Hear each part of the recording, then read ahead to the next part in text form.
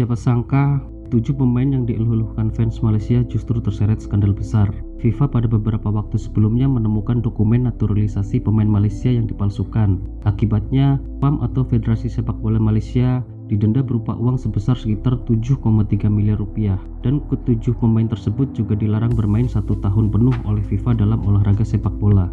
FIFA menegaskan PAM mengirim dokumen yang dipalsukan agar ketujuh pemain tersebut bisa tampil di pertandingan timnas mereka. Dalam keterangannya, FIFA menyebut PAM mengajukan dokumen yang dimanipulasi untuk menurunkan para pemain di lapangan. Ketujuh pemain yang tersangkut adalah Gabriel Filipe Aroca, Facundo Thomas Garces, Rodrigo Julian Holgado, Emmanuel Javier Machucho, Joao Vitor Brandao Figueiredo, John Isabel Irargui, dan Hector Alejandro Hevel Serrano.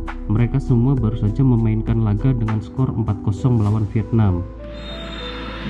Dan itulah dia whistle panjang dari pengadil mengesahkan kemenangan yang cukup selesa buat Malaysia. Peter Kramowski menunjukkan revolusi Harimau Malaya bermula pada malam ini.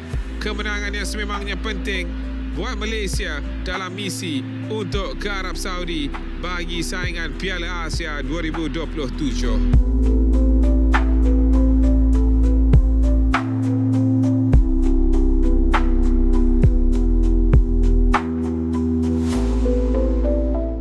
Pihak FAM sendiri masih terus berdalih dan membantah keras tuduhan pemalsuan. Federasi itu mengklaim bahwa proses naturalisasi dilakukan dengan itikat baik dan transparansi penuh dan akan mengajukan banding atas keputusan FIFA. FAM menegaskan FIFA sebelumnya sudah menyetujui status kelayakan para pemain, sehingga pengurus yakin tidak ada niat curang. Walaupun sebenarnya FIFA juga pernah kecolongan pada kasus yang mirip, contohnya seperti yang pernah terjadi pada Timur Leste. Di dalam negeri Malaysia, peristiwa ini menimbulkan kontroversi politik dan media. Sultan Johor, Tunku Ismail, Sultan Ibrahim, tokoh sentral program naturalisasi Malaysia mempertanyakan keputusan mendadak FIFA dan mengatakan sudah ikut proses yang benar dan bertanya kenapa FIFA membuat keputusan yang tiba-tiba berubah. Bahkan Menteri Komunikasi Malaysia, Fahmi Fadzil, menduga ada pihak yang iri dan sengaja memprovokasi situasi saat kebangkitan Harimau Malaya semakin nyata. Akibat sanksi dari FIFA terkait kasus ini, Malaysia pun kehilangan banyak punggawa kunci yang sebelumnya jadi penentu kemenangan. Misalnya 3 pilar JDT, yaitu Figueiredo, Irazabal, dan Hevel, terpaksa absen di Liga Champion Asia. Sekjen AFC Winsor Paul John menekankan bahwa hukuman itu hanya menimpa FAM dan pemain timnas mereka. Malaysia sebagai entitas tidak dihukum langsung. Artinya Malaysia tetap melanjutkan kiprahnya di kualifikasi Piala Asia 2027 dan saat ini memimpin grup F dengan 6 poin dari 2 laga. Namun masih ada risiko besar jika banding FAM gagal. Menurut aturan FIFA, Malaysia bisa diganjar kekalahan otomatis 0-3 untuk laga melawan Vietnam dan Nepal, yang artinya 6 poin Malaysia hilang. Perubahan skor itu sudah pasti akan mengguncang klasemen grup dan merugikan timnas Malaysia. Meski demikian, pelatih timnas Malaysia meminta skuadnya fokus pada persiapan dan tidak terpengaruh isu di luar lapangan. Walaupun rasanya itu mustahil, melihat seluruh mata pecinta sepak bola masih menyoroti cara kotor Malaysia dalam proses naturalisasi. Speaking of Indonesia though, the greatest irony is who was clowning Indonesia a lot for the recruitment they were doing. It was all of Southeast Asia, maybe even all of Asia, but including Malaysia. So, you're a hypocrite. You're a hypocrite and a liar potentially. So you're far worse than the Indonesian FA. At least in the Indonesian FA, these guys have an actual Indonesian dad or an Indonesian grandpa. No falsified documents that I know of as of time of recording, but you had to go and do that. So you're pointing the finger saying, shame on you, you guys are doing it the wrong way, and then you do it even worse, not in terms of volume, but in terms of integrity. Selain itu, FIFA menyerahkan kasus kelayakan naturalisasi ketujuh pemain ke pengadilan sepak bola FIFA untuk ditelaah lebih lanjut.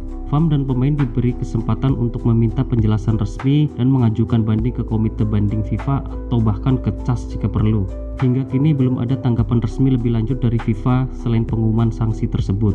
Keputusan ini jadi peringatan keras kepada negara manapun untuk harus dan wajib mengikuti aturan naturalisasi FIFA. Skandal ini jelas mencoreng nama timnas Malaysia di mata internasional. Federasi Sepak Bola Malaysia mengakui kesalahan administratif dalam naturalisasi 7 pemain keturunan. Sekjen FAM Datuk Nur Azman Rahman bilang, ini kesilapan teknikal atau dalam bahasa Indonesia sebagai kesalahan teknis, tapi kita tahu maksudnya apa.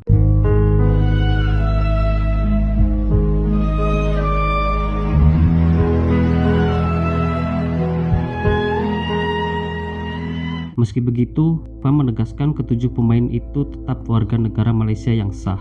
FAM pun ogah tinggal diam. Mereka bakal menempuh jalur hukum dengan mengajukan banding, dan FAM akan pakai semua prosedur hukum yang tersedia demi melindungi kepentingan pemain dan timnas. Sekjen Nur Azman menambahkan, FAM menunggu keputusan penghakiman penuh dari FIFA sebelum mengajukan rayuan.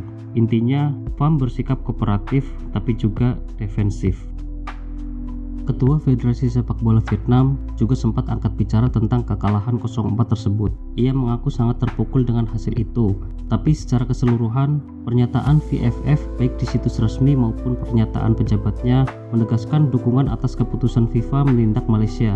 Misalnya, kemungkinan Malaysia dinyatakan kalah 0-3 oleh AFC berjalan adil. Presiden VFF hanya mengungkapkan kecewaannya pribadi terhadap kekalahan 4-0 tersebut.